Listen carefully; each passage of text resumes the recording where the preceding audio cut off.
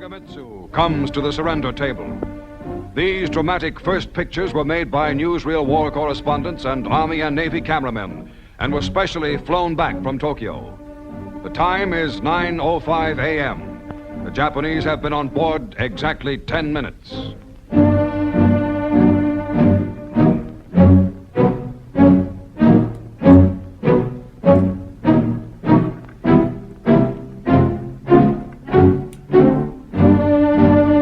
General Yoshijiro Umetsu of the Imperial General Staff signs for the Japanese Army.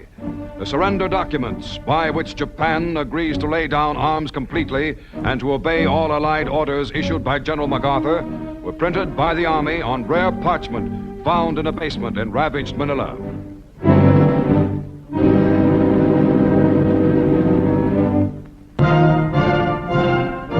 General MacArthur signs as Supreme Allied Commander. The first pen used is presented to General Wainwright of Corregidor.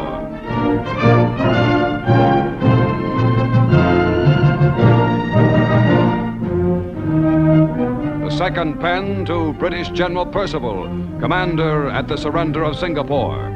MacArthur uses 6 pens in all, affixing what will be the most important signature in Japan to the document that ends permanently that nation's regime of terror and aggression.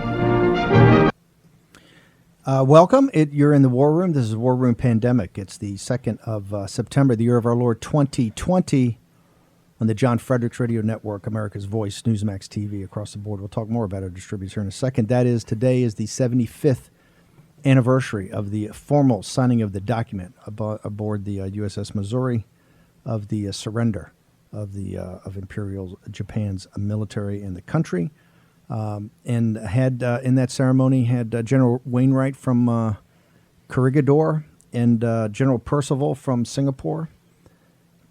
Winston Churchill said if he read this 6-volume history of the war, he said that the thing that the most shocked he was in the entire war was the surrender, the fall of Singapore. So it was very, very historic. 7 December 1941 to 2 September 1945. We're in the War Room here. You've got. We're still in Afghanistan. We're still in Iraq. Back in the old days, knew how to get things done. Right? Let's get focused, pull it together. Very historic day. Mike Pompeo's over at the State Department right now, hammering the Chinese Communist Party. How things have changed. They talk big story in the Singapore paper today, South China Morning Post. I think the Straits Times has it also about the Quad on the 75th anniversary of the surrender of the Japanese. We now have, it looks like, a new alliance. You've heard it here first. We call it the Alliance of Liberty with Dave Ramaswamy and our colleagues from the Modi operation in India. We did, I think, 3 weeks ago, the Independence Day in India. The Quad. They're talking about a new NATO-like alliance in the Indian Ocean and the Pacific. Japan, Australia, India, in the United States of America. Mike Pompeo right now over at the State Department. Remember, we pride ourselves in the show to give you the signal, not the noise, and to talk about tomorrow's headlines today. We have been on this now, I think, for 4 or 5 months, and it's now becoming public and going. It's going to, I'm sure, be very contentious. My question, Raheem, as you're taught, we've done these things here, commemorating the 75th anniversary of many of the key moments in the Second World War. We're kind of stunned that mainstream media in the United States doesn't do more, right? They don't. And one of the things of this cultural revolution we're going through, from Antifa and certain elements of Black Lives Matter, et cetera, is to, in the cultural revolution, remember, it's to kill the olds, old thoughts, old patterns, old habits, old ways of thinking, and any connection to your history. We're going to have Mayor Bowser, I think, later in the show. Mayor Bowser, heard talking about, they put out yesterday, they want to contextualize the Washington Monument. Or rename or remove. Or rename or remove the Washington Monument, along with other things. So, and we're not debating that whether there's issues on racism in this country. We've worked through that over a couple of 100 years, and we're going to work through it, I'm sure, for a couple of 100 years more. But I want to go, why is, 2 things. In the Quad, why do we not have the United Kingdom? And tell me about when you were growing up as a young man, because, the empire at that time was really an empire that was an Asian empire. It was India, it was Southeast Asia, it was Burma, it was elements of China. It All was right? a little before I was growing up, but No, but I'm saying, what did you learn as a young man? And where is the UK? How come this is not called the Quint? Right? Where's the fifth that's element why, here? because it was just been bad branding. I loved that opening clip, by the way. The difference in the music, it was about as subtle as a Stephen K. Bannon movie, right? The evil to the good music immediately. It was great. And I know a lot of our live viewers love seeing those clips like that. And I agree with you, Steve, that we do such a poor job in remembering these things in our national media, not waking up to scenes like that on CNN or on NBC. All day long, you should be talking about that. Yeah, absolutely right. And there are so many great living historians who can talk about it. We have Patrick K. O'Donnell on the show all the time, who it's not his forte, but he knows enough about it. He's a wonderful historian. We should have brought him on, actually. But here's the thing. I just want to answer Steve's question about how we learned about this growing up. I mean, the fact is we barely did. I spent about as much time on MLK as I spent on the Second World War. We spent about as much time on the Italian Risorgimento as we spent on our own nation's history. And so it's deeply, deeply disturbing to me when I think, and I look at parents nowadays who write to me on Facebook or Twitter or whatever, and they say to me, our kids aren't even learning that much now. Well, you saw last week, the proms that they do in London, the big, I guess it's a concert every year, right? And it's a wonderful experience. It's usually very patriotic. It's a month. And the BBC tried to ban Rule Britannia and Land of Hope and Glory last week. I didn't even. How did I miss that? Oh, did you? But- Yeah, there was a huge campaign in Britain to get the BBC to U-turn, And the people went bananas, said, we're not going to stand for this, and the BBC caved last night, so they are going to do it. So That's right. Well, that's the thing that struck me this morning, by the way, is if the BBC were left alone by the public when it's making decisions like that, it would change the entirety of the nation's history, and it's the same thing with the media over here. It's one of the things is and Gandhi was his statue was trashed here in the firestorm of I think June or July when it got really bad. But most of it, the post-war has talked about Gandhi, and you had the movie, and obviously a historic figure. But I've argued if you really study what went on there, it was the Indian non-commissioned officers of the Indian Army that stood at Irrawaddy in these battles in the basically in the long strategic retreat from Singapore, that looked around and said, "Hey, look, these Brits are okay, but they're not exactly, they're not exactly leading us that well." It was the non-commissioned officers that went back after the war and said, "We need our independence here." So, and I think the war is just not taught in a level that we're still living. If you go in the Pacific, we're still living World War II today. Look, I think you are right, by the way, is that Britain should be some part of this quad, right? This Indo-Pacific defense relations. This is India, Japan, Australia, and the United States. Well, it's two Commonwealth countries, right? It's Australia and India is independent, but still has very strong ties. Oh, absolutely. To the UK. And you talked about forward deploying the Queen Elizabeth, the new carrier that's being built as a carrier battle group to Singapore. Look, Singapore, Australia, India. I mean, that's in the UK adds a special element there. I'm sure will become part of it. But today announced in the South China Morning Post that they're going to meet in Delhi, or New Delhi here, I think, in the next coming weeks, probably before November 3rd, and really start, I think, to announce something a little more formal that they're putting together. Obviously, every treaty's got to be, has to be. And you say, hey, I thought you guys are out of, not entangling. Well, look, we're very strong NATO supporters. President Trump is too. That's why he's making people pay up, right? He wants the alliance to work. Remember, President Trump is not an isolationist. He's more engaged, and I can tell you, being an officer from the Pacific Fleet, we're more engaged in the Pacific than we've ever been, including during Ronald Reagan's time.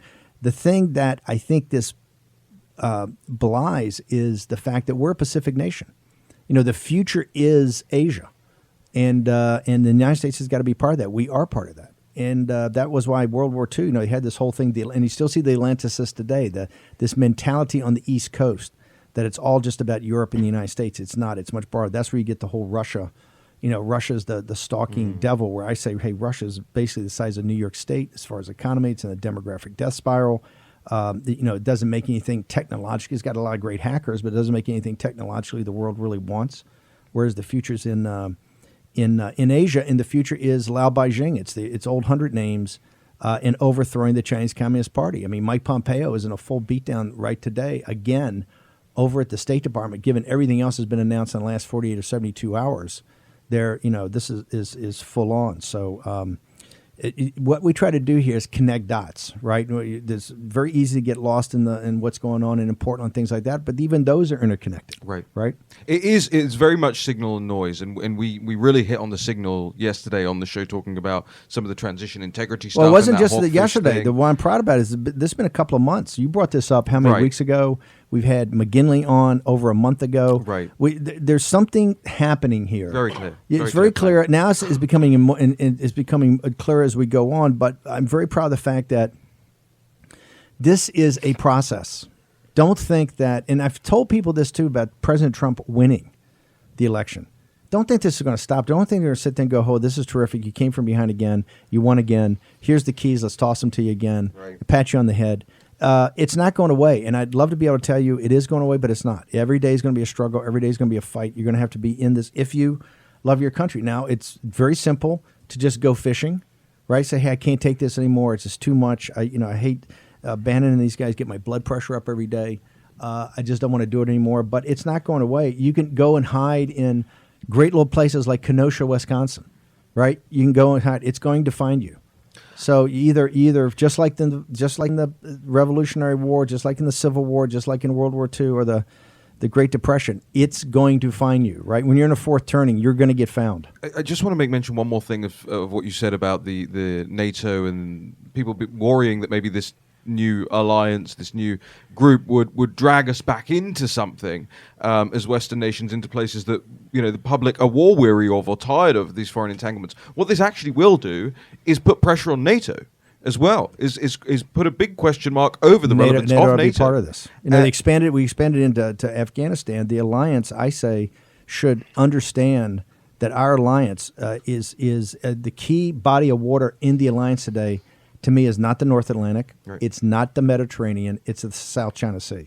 Right. That's what NATO needs is more pressure. It has to rationalize itself. Two things on that same thing. We have to remember it's very interesting that 75 years ago we were at war with Japan. But if we go back a full 100 years, Japan was actually our ally in World War I, as was India, as was Australia, as was New Zealand, Singapore, and all of the Commonwealth countries. And China.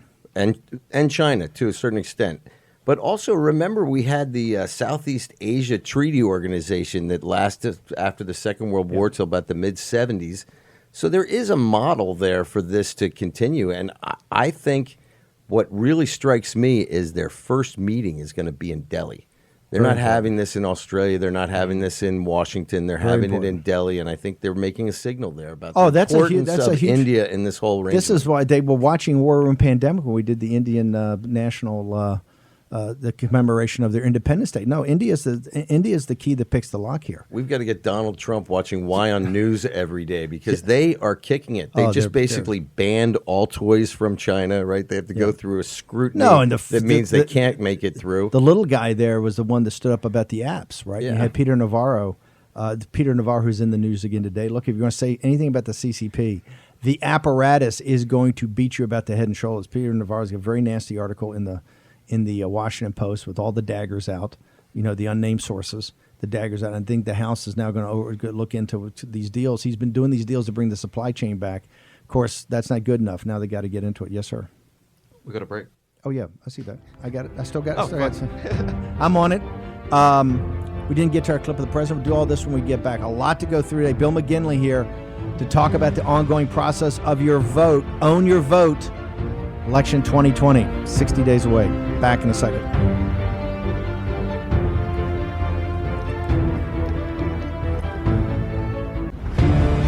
War Room Pandemic with Stephen K. Bannon. The epidemic is a demon, and we cannot let this demon hide. War Room Pandemic. Here's your host, Stephen K. Bannon. Further on China. Undersecretary Kroc sent a letter recently to the governing boards of American universities, alerting them to the threats the Chinese Communist Party poses to academic freedom, human rights, and to university endowments. These threats can come in the form of illicit funding for research, intellectual property theft, intimidation of foreign students, and opaque talent recruitment efforts.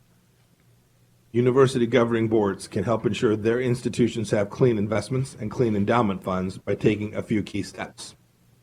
Disclose all PRC companies invested in endowment funds, especially those in emerging market index funds. Divest from Chinese companies on a Commerce Department entity list that are contributing to human rights violations, military coercion, and other abuses. And simply understand the recommendations issued by the President's Working Group on Financial Markets, which examine the risk to investors of Chinese companies that are listed on U.S. stock exchange. Mike Pompeo, Secretary. Further on China. Undersecretary. Mike Pompeo wants to fight his way back in. I got the mic now, Mike, so you can't. No, the hammer drops again today, 10 o'clock at the State Department on the 75th anniversary of the formal end, the signing of the instruments of surrender of the Imperial Japanese forces 75 years ago today. Mike Pompeo, who's a student of history, steps up. First off, they leak into the South China Morning Post, the new alliance. And this alliance is, if I'm Lao Beijing, I'm feeling pretty good today. The cavalry is going to arrive, right? Understand that the way forward is to the destruction of the Chinese Communist Party and the freeing of the people of China. It's the great work of the unfinished work of the 20th century, and it will be the dominating story in the 21st. One of the reasons we focus on it so much. We're going to get to other things in a few minutes, particularly this election, which is so important to. And Raheem, I've got a question, and Jack, jump in. Where's the Biden campaign on China? How can you have one of the central issues of the day? It was in Politico yesterday. President Trump, we ought to get that article if we can get it up, the AVN guys. I think we got the Politico article. It showed about Trump's doubling down on the intelligence, and people are saying, well, it's really not there, about China wants Biden. But even if this is the case or not the case, where is the Biden foreign policy experts? He's got Jake Sullivan. He's got some pretty smart guys over there. Where are they as far as, where are they as far as any response? Is there any response in this at all? I was just thinking that when I was watching that clip for the first time in the break, and I was thinking, gosh, can you imagine what our China policy here today from the United States would be if Hillary had won, and what it could be in just a few months' time as well if they get their way. I mean, it would be the total opposite of what Mike Pompeo is doing. And the foreign policy experts, as you say, I mean, the Ben Rhodeses of the world, these super intelligent, hyper intelligent. I mean, for the audience to understand, this is the DC set. They are the glitterati of this town. They have dinner parties at each other's houses every night. They talk to each other as if they're all geniuses. But they don't have an answer to any of this. Ben Rhodes was asked yesterday, he keeps calling Trump a dictator. He was challenged, hey, find me a dictator that's like Donald Trump and that's governed like Donald Trump. He goes, Viktor Orban, who just got re-elected in a democratic election that was that could have been his response. It was his response. It's crazy. This is about managed decline. The reason Donald Trump is president of the United States is that Hillary Clinton represented the Wall Street corporatist faction in the political class. They were comfortable with the managed decline. People in their campaign said later they didn't realize how much traction we could get on China. At that time, it was really about the manufacturing jobs leaving in the upper Midwest. They realized they didn't have a response to that. What I've heard from many people is they actually believe in the Thucydides trap. They believe that we're the declining power, that the Judeo-Christian West is on the decline, and that the Chinese authoritarian model, and you see this from, you see a number of the commentators around there, they like the model. This is what this whole thing on the pandemic, it's their model of total totalitarian rule versus ours, which is a little shaggy. It's a democracy. And they're pitching it. The West is in a decline. We're the rising power. Sign up now. And this is why they're telling, Iran and Pakistan and Turkey and the Gulf Emirates, hey, the Western model doesn't work. Our model works with total totalitarian control, particularly now with technology, and we're the rising power. That's just fundamentally wrong. The Alliance of Liberty is actually the rising power, and these virtues, and this is why we have new federal state people on all the time. The whistleblower movement. You see the best and the brightest, I think, in China right now that want to break out, that understand that it can't continue. Right? Miles Grove continues to say, hey, they're a paper tiger. They may look overwhelming. Right, but when you really look, they get feet of clay, and that feet of clay is that they don't believe in freedom. They don't believe in liberty. And Lao Beijing now, that's why they keep him behind a firewall, technological firewall. They're kept behind a technological firewall because they understand if they could communicate daily, if they could listen to the war room pandemic without the GTV guys having to blow it through a firewall every day, hey, we'd have 2 million callers a day coming in from mainland China saying, hey, we want some of this American technology. We want some freedom. And this whole thing is that the Chinese are not prepared to govern themselves. Look at Taiwan. Look at the great job Taiwan's done the best job of anybody in this pandemic. Look at the folks in Hong Kong before they suppressed. Look at in the United Kingdom and Europe. Look at the protest in Germany and Canada and Japan, throughout the world, where the Chinese are given freedom. And here's the interesting thing. They're fighting for freedom at the same time in the United States. We have a totalitarian cultural revolution. Yeah, we're fighting for serfdom. It's fighting for serfdom, fighting for economic serfdom. So this is why these are turbulent times. This is a fourth turning. It's hard to get your balance, hard to get your feet. That's what we try to do in this show every day, is reinforce what's the signal, not the noise. Don't worry about the stuff on the surface. Worry about the big powers. We for months, I think almost years now, have been talking about what has to happen to come together around the CCP. And I know many of our friends in the Trump movement go, "Oh my God, it's another entangling alliance." Bannon, you wanted out of TPP. Well, TPP was just another entangling, screwed up trade alliance that would have made us just 1 of 13. This is totally different. And what President Trump's philosophy has been very smart. Let's cut the trade deals. Right, everybody's got to be reciprocal. Korea, you got to be reciprocal. Japan, you got to be reciprocal. We need reciprocal trade. Even India, and it's not that we agree on everything. We got a big trade, fracas going on with India right now. That's fine. Partners are going to argue, and you're going to have differences, right? But now you're starting to get some balance in that, right? And understand this. So, and then the military part is remember, it's information technology war, it's economic war, it's kinetic. And what Mike Pompeo is up there today. He's talking about unrestricted warfare. He's talking about the information part of it. He's talking about the technology part of it. He's talking about the investment part of it. This is where Trump, you hear all this stuff constantly in the mainstream media, the Morning Joe, and there's so much like diplomacy and weapons, right? It's so much more sophisticated. And Trump, who they dismiss out of hand as like, some barbarian, is really has a very sophisticated way of how we're going to do this and how we're going to engage in this. It's funny for such a low IQ, knuckle-dragging president. He does seem to run circles around the opposition quite a lot. I just want to make mention before, Jack, bring you in on this as well, what you were talking about in terms of managed decline, the Thucydides trap. Gideon Ruckman, who is the chief foreign affairs commentator at the FT, he sets the editorial position of the FT. No fan of Trump or the populists. Right. And in 2011, back in October in 2011, his headline on his story was "America must manage its decline." So I just want to let the audience know this isn't coming from us. We didn't invent this. This was 10 years ago now, where the Financial Times, its chief correspondent, was telling us, manage your decline. And that's what we're seeing them try to play out right now. Well, when I look at the difference between the Biden campaign and the Democratic Party's policy for China versus Donald Trump's, I think one of the fundamental things that we have to realize is that Donald Trump is motivated by a credo, which is based upon freedom, which is based upon deep sense of morality and fairness, whereas it seems to be most of their motivation is about getting power, however possible. And they see this global world that we're involved in. They see themselves as citizens of the world rather than citizens of America. So as long as they have power, they will have comfort. They don't understand, I believe, the importance of this to the American people, because the American people, your great morality, this is a moral country. You are being used by these people while they suppress the Chinese people and ultimately yourself. And I think that's a huge problem, and it defines the difference for me more than anything. We got to pull the Vish and Jack. We got to pull the Zero Hedge has got a piece today. Somehow I can't work the Zero Hedge thing to get it to you guys, but Zero Hedge has got something about how decoupling is not working. The American Chamber of Commerce. You got to read it, Raheem. Your head will blow up. The American Chamber of Commerce says that 84% of companies are not going to move supply chains. That there's this report they came out with in I think in August and July. Peterson Institute, one of the supporters of the global financial system, said that companies are not going to back off putting capital into China. So everything these guys are talking about is all ephemeral. It'll all blow away. The Pompeo and them can throw as many fits as they want, but that you're not going to decouple this economy. And essentially said not one word about the enslavement of the Tibetan Buddhists last night in Mongolia, yesterday in Mongolia. We'll get to this later in the show. In Mongolia, another suppression. The CCP is trying to take away the language.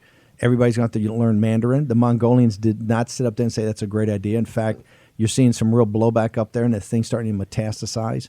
So whether it's the Uyghurs, whether it's Tibetan Buddhists, House Christians, the CCP's up to their old thing. But no, this is all about managed decline. That book, Destined for War, Graham Allison. And it's not even managed decline. Just a few days ago, or I guess it was yesterday, Global Times quoted a senior official within the Chinese government describing, basically threatening Australia from pushing back against what they are seeing as the same as we are, this Thousand Talents program, the subversion of their universities, their research, theft of all of their stuff. And he said if Australia doesn't stop, they're going to end up being a poor white trash country. Yeah. Can you imagine that? No. And how about in Czech, Raheem, in the Czech Republic, the senator, we got about 30 seconds, that the head of the Senate, who's no small guy. Social justice, like social democrat leftists, head of the Senate as well. So this isn't just about left versus right. This is good versus evil. No, this is standing up. Okay, we're going to take a short commercial break. Bill McGinley, now we're going to get down to what happens on November 3rd and thereafter. Will it be Thanksgiving? Will it be Christmas? Will it be New Year's Day? Or it'll go through the inauguration on the 20th? We're going to talk to Bill McGinley next about voter integrity and the integrity of the elections.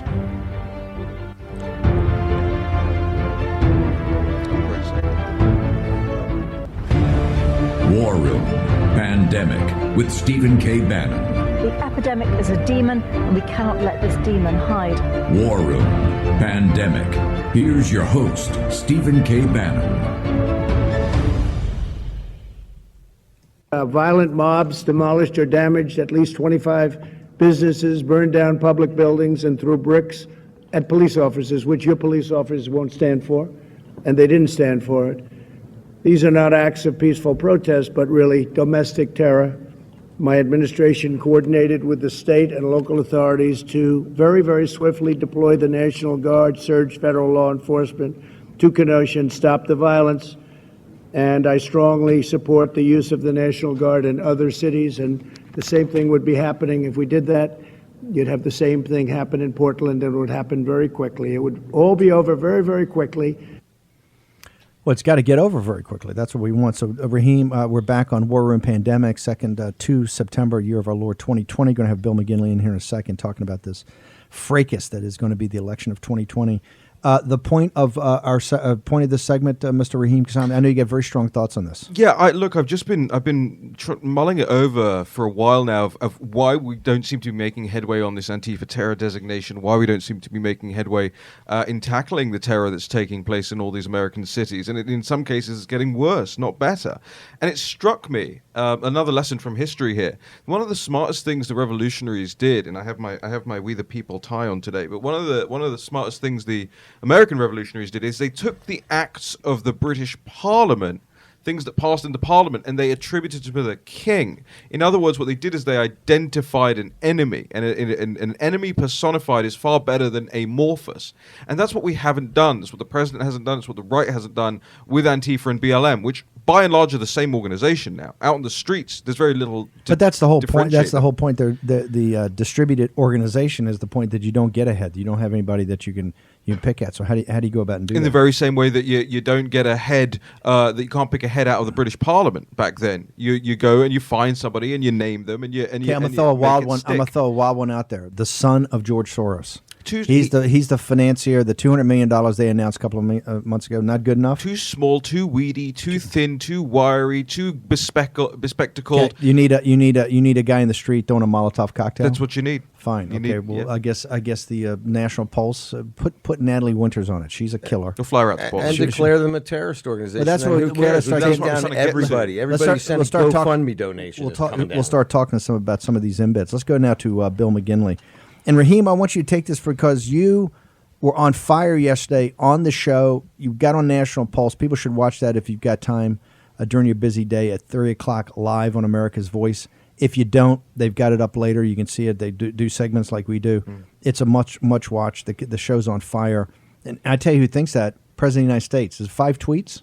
Yeah, yesterday and this morning. 5 tweets. We started here in the War Room, and National Pulse kind of rolled it out right in a little more formal way, got it up there, and the president loved it. 3 tweets last night, a couple of tweets this morning. And I do that opening monologue right to camera where it's planned out and my thought process is clear, and we do a 10 to 11 minute monologue at the beginning of the show. But the funny thing is we didn't go live at 3 p.m. yesterday because the president was speaking, right. So he bumped me. So it was only natural for him to pay a little back and retweet my monologue from yesterday. By the way, this monologue is now becoming legendary. It's the British version of Tucker. You get it earlier in the day.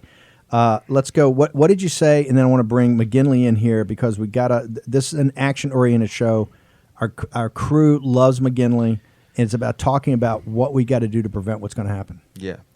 Bill, thank you again for joining us. It's always just a pleasure to have you on. I don't know if you managed to see much of the reporting out of yesterday, but you've been on this in terms of the mail-in voting, especially the big cheat that's taking place right now. And the President of the United States obviously tweeting about it this morning, which I saw Jason Miller text me, said they're sending the media into a tailspin over his tweet of mine early on this morning. So Bill, where do we stand with this right now? Where are we with the mail-in voting? Do you think the Republican Party? Yeah.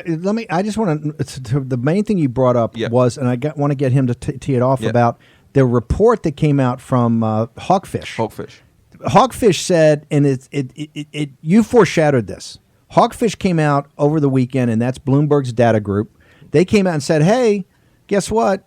Trump could be winning by a landslide on the evening of November 3rd, and before you sit down for a turkey on Thanksgiving Day."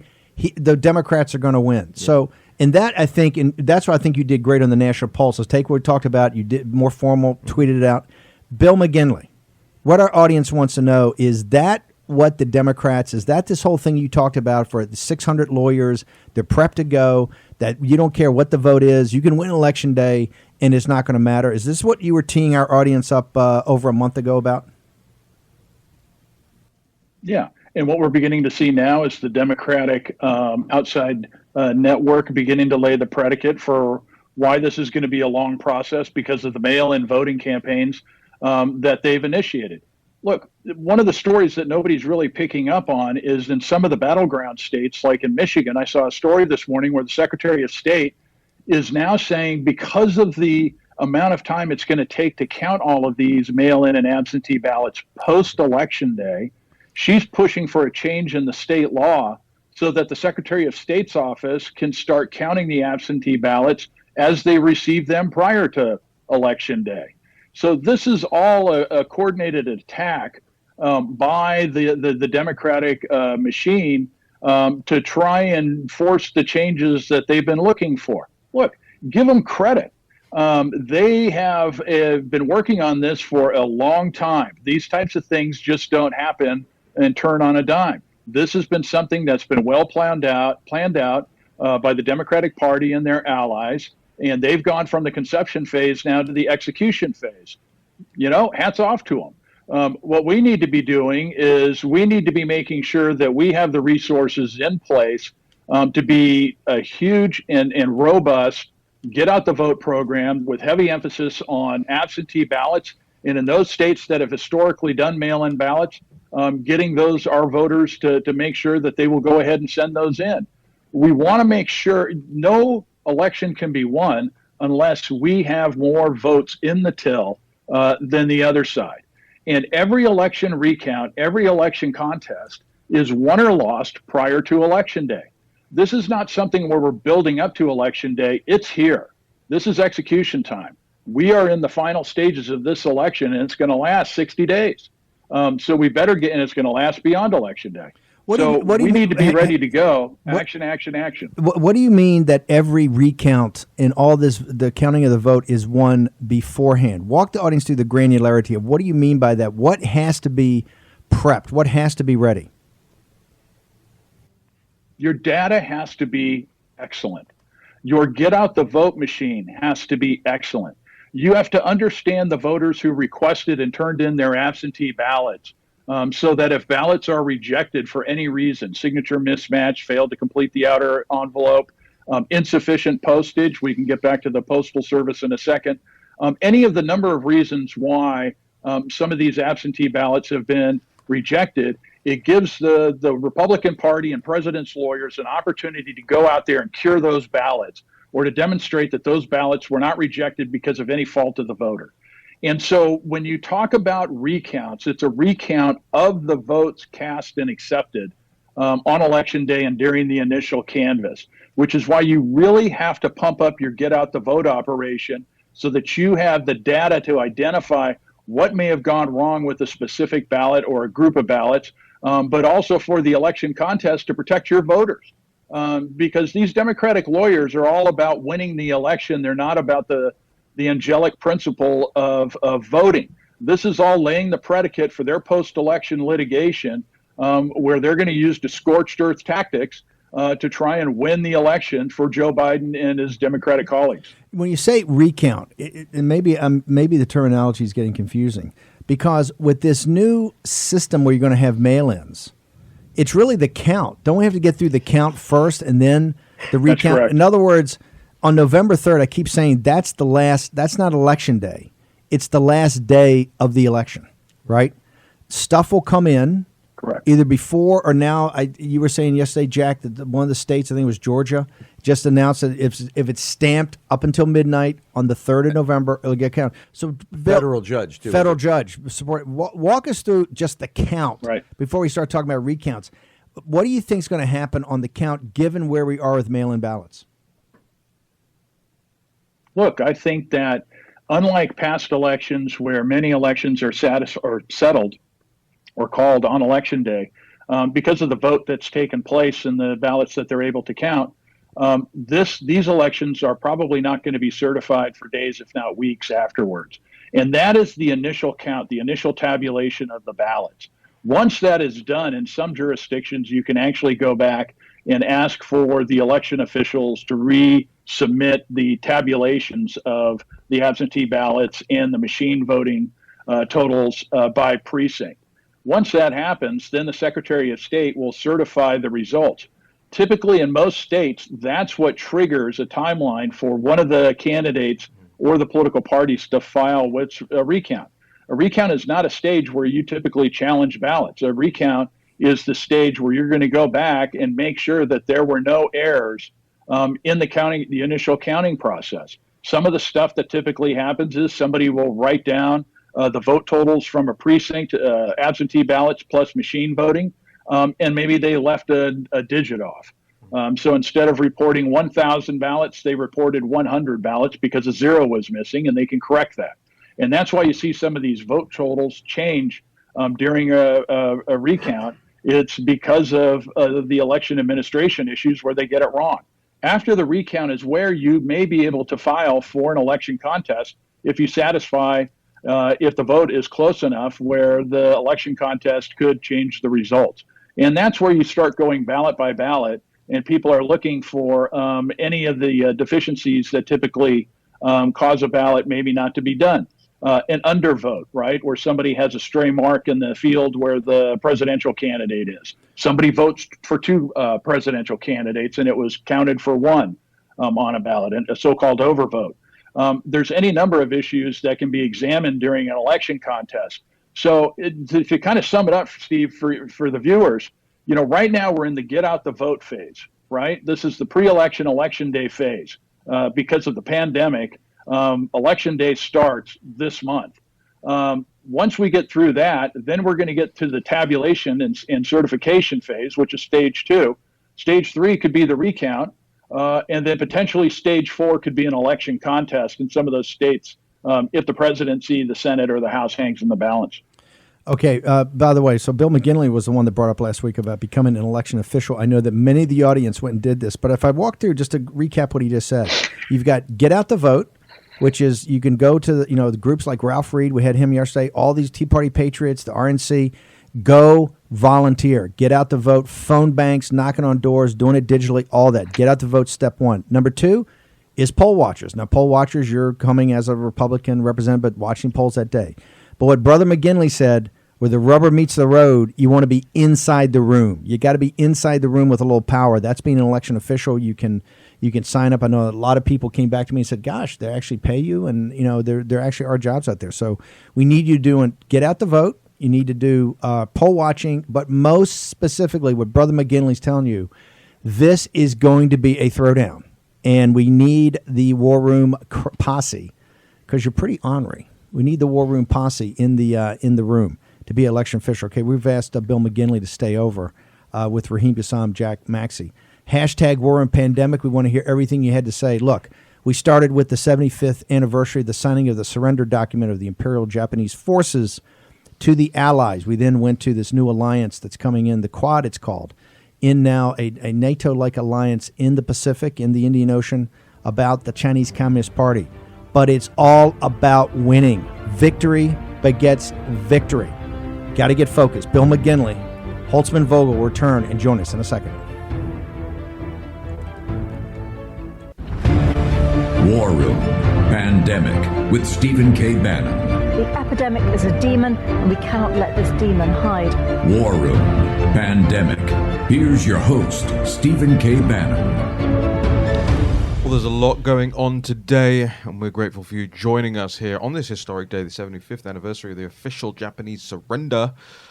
And of course, this is an historic day as far as the South China Morning Post is concerned, and the Alliance of Liberty that's coming together is concerned as well. Big news coming out on the TikTok front as well. Later on today, we'll have our investigation, our preliminary findings of our own technology correspondent, Wahagan Kabayan, over at the National Pulse. We'll be publishing that story later on today. But I want to bring back now to the War Room Bill McGinley. Bill McGinley was the former White House cabinet secretary and is just a genius as far as it comes to the orchestration, to the minutiae, to the fine detail of how these elections take place. And he had done a lot as well as it pertains to the RNC 4 years ago. Bill, thanks for hanging over with us. Do we have Bill? Yeah, can you hear me? Oh, I got you now, Bill. All right, so Bill, look, I mean, I know the audience is extremely grateful for all the detail about this process, but I have a much more simple question for you. In the time that we've been talking about this, which I think is now a couple of months, have we seen a change in the mentality of the RNC, the White House, or if you can tell on social media amongst Republican influencers and the commentariat as it pertains to the mail-in voting situation? Yeah, there has been some change. The RNC, the campaign, the president himself has sent out some get out the vote messages, which is very encouraging. We really need to make sure that the get out the vote operation is as robust as possible, is reaching in and grabbing as many Republican and Trump supporters as possible. And we also need to make sure that people out there begin to volunteer to become a force multiplier. So that not only are they getting their vote in as quickly as possible, requesting the absentee ballot, filling it out completely, making sure that you've done it right, making sure that your voter registration is complete and accurate, getting it back. If you mail it, make sure it's got enough postage so that it can get to its destination, and get it in early. That's how you're going to make sure that your vote is counted if you're not going to be able to show up on election day and potentially spend quite a bit of time in line. But you also need to be calling your friends and family who are registered voters, either to make sure that they are doing the same thing, that they've either requested their absentee ballot, that they have the high degree of confidence that they're going to be able to spend the time at the polling places to stand in line to cast their ballot. We need to force multiply here. We need to turn the number of votes of the people who listen to the show and multiply it by 5 or 10. That's how you make a difference. Just one anecdotal story from 2004. When John Kerry was running against George W. Bush, the Kerry campaign thought they had won the election before all the votes were counted because they thought that they had hit their get-out-the-vote totals. What they didn't realize was that the Republican get-out-the-vote machine actually did a lot better and didn't just stop at the Republican precincts, but went in and polled the voters, the Republican voters in the Democratic precincts, and made sure that they got to the polls. Every vote counts. Every vote is a step closer to making sure that we have a Republican Senate, a Republican House, and Donald Trump stays in the White House. This is all about turning out the vote and protecting those votes. Steve? Yeah, look, here's the thing. On the show, what we try to do is give you the big picture, the framework. That's what we talk about, things like, months in advance, like the alliance. But then you get down to action, action, action. We could not highlight this enough. And so we're going to go back and say it again. It's about getting out the vote, and that means not getting out just your vote. Guaranteed. Bill McGinley's great phrase, own your vote. So number one, own your vote. Then help other people either get them registered so they vote, or if they're registered, make sure they own their vote. Bill McGinley calls it being a force multiplier. That's what you need to be. You need to be a force multiplier. Then it's about getting, we need you to sign up as election officials. We need you to sign up as poll watchers. Everybody listening to this show, okay, everybody listening to the show that's a U.S. citizen. And we love our Lao Beijing and the Chinese expatriates, but now you're seeing democracy in action. Democracy in action, the rule of law, all of it comes down to this. It comes down to winning elections, as Bill McGinley said. Bill, how do you see this? Is now Raheem had this article about hawkfish. You see, are they? Hillary Clinton's coming out saying under no circumstances should you concede. Nancy Pelosi saying under no circumstances should you debate. Hawkfish is saying, hey, they're already telling you, they're gaslighting you. Hey, they're going to win an election night. Don't get depressed, even if it's a 434 vote electoral minority. Don't get depressed at 10 o'clock that night, because 3 weeks later, within 2 weeks, before you sit down at Thanksgiving dinner, the Democrats will have won. Where do you put? We got a couple of minutes. Walk us through where we are today in this process. Yeah, I think you're going to start to see more and more groups on the Democratic side come out and try and lay the groundwork for the vote changes from Election Day to when all of the mail-in votes are counted. And that's why the key to combating this is turning out the votes so that the vote totals are there. Let's not forget, there's one way for the election to be called on election night, and that is for the president's vote totals, his margin of victory on election night, to exceed the number of outstanding ballots. How can that happen? Everybody turns out to vote. So you have to vote in order to stop the Democratic machine and what they're trying to do. Number two, you're looking at them trying to lay the factual predicate. All of these reports, all of these studies, all of these projects that they've been engaged in is all about laying the factual predicate for them to walk into court and try and seize control of how this initial account's going to happen, and also how the recounts are going to play out. This is a game of chess that they're playing. They're not just popping up and doing this because one morning they decided they had a good idea. This has been something that's been in the work for some time. Republicans need to start countering these messages. Bill, and that's absolutely right. They realize that if they can run down the clock to dispute this election to January 20th, 2021, that they can make the case that Nancy Pelosi should be the acting president of the United States while it all gets tidied up. Look, these guys. This is all about power. This is all about them trying to lay the groundwork for them to try and use the judicial process to try and control the election results. The lawyers for the president, the lawyers for the RNC, the lawyers for the state parties, the Senate campaigns, and the congressional campaigns need to be prepared for the tsunami. Yeah. If we think that there are a lot of lawsuits right now, this is the equivalent of standing on the beach and just watching the water recede. The tsunami has not hit yet. It will hit Election Day and post-Election Day, and we need to be ready for that. Bill, we got to bounce. We're going to get your Twitter handle up in the next segment. Bill McGinley, Holtzman, Vogel. Fantastic. Be back next episode in a moment.